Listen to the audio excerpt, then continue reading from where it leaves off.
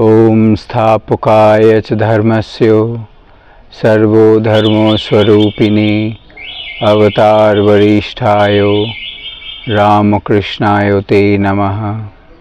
ओम नमः श्री भगवते रामकृष्णाय नमो नमः। ঠাকুরমা স্বামীজি চরণে আমার প্রণাম জানাই। আজকে আমরা এখানে রয়েছি সাহেব বাগান, যেটা পরবর্তীকালে রামকৃষ্ণপুরম নাম হয়। বড়মা এই জায়গাটা ম্যাপ অনুসারে তো এর কোনো নাম ছিল না। মহারাজ যখন এখানে মায়ের আশ্রম তৈরি হয় এই জায়গাটার নাম আসছে মহারাজ দেন রামকৃষ্ণপুরম। আমরাও সকলে এটাকে রামকৃষ্ণপুরম হিসেবেই জানি। এবং আজকে আমি এই যেখানে রয়েছি, যে রাস্তা বা এই যত কিছু যা আপনি দেখতে পাচ্ছেন, এই সবগুলোই বড় মাঝ এবং ছোটো মাঝের পরিকল্পনায় এবং তাদেরই ইচ্ছায় আস্তে আস্তে করে এইটা হয়ে ওঠে। এই যে মাঠটা যেটা আপনি দেখছেন বা আপনারা দেখতে পাচ্ছেন, এই জলাশয়, শুরুতে আমরা অনেকেই হয়তো বলেছিলাম যে মহারাজ এইরকম একটা জায়গাতে এতটা জায়গা কেন নষ্ট হবে, সে তার থেকে আমরা যদি অন্তত হাঁটা চলার জন্য একটু জায়গা হোক সেটা নয়, ঠিক আছে, কিন্তু শুরু থেকে এই জায়গাটা কিন্তু এরকম ছিল না, এবড়ো খেবড়ো, এবং সেখানে যথেষ্ট পরিশ্রম করে তারপরে কিন্তু এই জায়গাটাকে তৈরি করতাম। এই জমি সেই সময় যারা আমাদের এখানে কাজ করতো তাদেরকে দিয়ে পুরো লেভেল করিয়ে এই জলাশয় তৈরি করা হয়, সেখানে মাছ ছাড়া হয় এবং এই হেজ গাছ থেকে আরম্ভ করে তৈরি করে রণদা সম্ভবত সেই সময় ছিল যারা সেটা তৈরি করেছিল। এবং আস্তে আস্তে করে কিন্তু এই বৃদ্ধাবাস আমাদের এইখানে গড়ে ওঠে। এই গাছ লাগানো, ছোটো মাঝের সব পরিকল্পনা, বিভিন্ন ধরনের গাছ, দেবদারু গাছ আছে, হেজ গাছ আছে, কিন্তু এই বৃদ্ধাবাসকে কেন্দ্র করে শুরুতেই আমাদের বড় মাছ এবং ছোটো মাছ একটা যেমন ক্লিয়ার কাট একটা আইডিয়া ছিল। এই বৃদ্ধাবাস তৈরির শুরুতে এই যে জমি, এখানে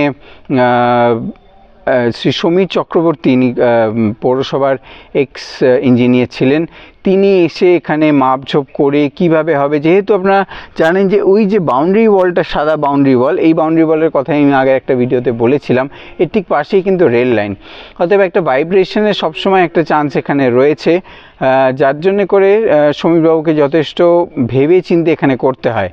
বলাইদা, আগেও বলেছি, বলাইদা আমাদের এখানে বরাবর এই কাজগুলি করেছেন, সমীরবাবু এখানে মাপঝোপ করেন, সেই সময় অনেকেই এসেছিলাম, অম্লান ছিল, ছোটো মাছ বড় মাছ ছিলেন, এবং সমীরবাবু পরিষ্কার করে বুঝিয়ে দেন একদিনে তো এই কাজ হওয়ার নয়। যাই হোক, সেইভাবে বলাইদা কিন্তু কাজকর্মগুলো করে আজকে যে অবস্থা আপনারা দেখতে পাচ্ছেন এখানকার যে বৃদ্ধাবাস, সেটা কিন্তু শুরুতেই এইভাবে ছিল না, কিন্তু আস্তে আস্তে করে এই জায়গা যখন মিশন নিল এবং বৃদ্ধদের এখানে রাখার যখন একটা পরিকল্পনা হলো, তখন আস্তে আস্তে করে এই বৃদ্ধাবাসটি তৈরি হয়।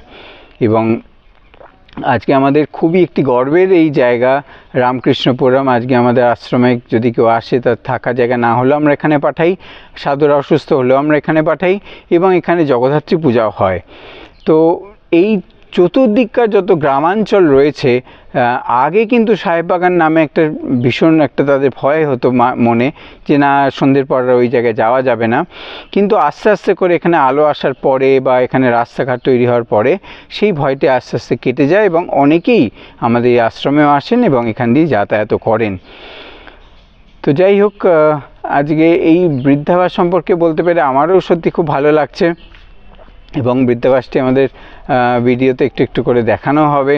এই টোটাল যত জায়গা আপনারা দেখতে পাচ্ছেন, আমাদের একটা যেটা শুরু থেকে পরিকল্পনা ছিল যে যেহেতু বৃদ্ধারা বিভিন্ন জায়গা থেকে, ভারতবর্ষ এবং ভারতবর্ষের বাইরে থেকে বিভিন্ন জায়গা থেকে তারা এখানে আসছেন, তাদের ফুড হ্যাবিটস কিন্তু সবসময় এক নয়, এটা আমরা জানতাম, এবং একটা বয়সের পরে তাদের ফুড হ্যাবিটসে চেঞ্জ করা যাবে এটাও আমরা কখনো মানিনি, যার ফলে আমাদের আশ্রম কম্পাউন্ডের মধ্যে কখনোই আমিষ হয় না বা ঢোকে না, কিন্তু এইটা একটা বাউন্ডারি ওয়াল করে আশ্রমের বাইরে করা হয়েছে, যাতে করে বৃদ্ধারা এখানে তাদের মতন নিজেরা রান্না করে নিতে পারেন বা যারা স্টাফ থাকবে তারা করে দিতে পারেন।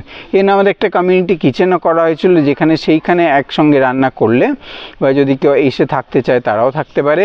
এবং এই কমিউনিটি কিচেন আমাদের বৃদ্ধাবাসের নিচে একটা যেখানে রয়েছে, সেখানে আমিষ রান্না হয়, এবং সেখানে তাদের জন্য নিয়মিত মানে সপ্তাহে 7টা দিন রান্না করে বিভিন্ন যার যেরকম হ্যাবিটস বা যার যেরকম রুচি ডাক্তার যেভাবে বলবে সেই অনুসারে আমরা কিন্তু বৃদ্ধ-বৃদ্ধাদের খাবারটা প্রোভাইড করে থাকি।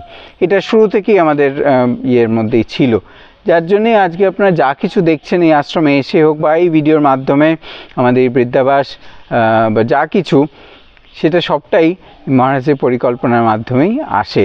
তাদের মানসিক যে অবস্থা সেখান থেকে আস্তে আস্তে করে এটা ফুটে ওঠে। আপনারা একটু দেখে নিন, এখানে খুব সুন্দর একটা জায়গা এবং এত গ্রিনারি চতুর্দিকে, মানে চতুর্দিকে দেখালে এত রকমের পাখি, এখানে এত রকমের পশুও রয়েছে। আমি জানি না কতটা আপনারা দেখতে পেয়েছেন। এখানে যেমন শালিক পাখি তো রয়েছেই, নানান ধরনের পাখি, আমি সবার নামও জানি না, তেমনি কাঠবিড়ালি রয়েছে, তারা গাছে ওঠে, অবাধ বিচরণ, তারা নিজেদের মতন নিজেরা থাকে, আমরা কেউ তাদের বিরক্ত করি না। এবং তারা হাঁস রয়েছে এখানে ঘুরে ঘুরে তারা দেখেন এই জলাশয়ের মধ্যে মাছ রয়েছে এবং তারা নিজেদের মতন নিজেরা থাকতে খুব পছন্দ করেন। আজকে এত অবধি থাকি। জননীং শারদাং দেবীং রামকৃষ্ণ জগদ্গুরুম পাদপদ্মে তয়ো শ্রিত্বা প্রণমামি মুহুর্মুহু প্রণমামি মুহুর্মুহু প্রণমামি মুহুর্মুহু।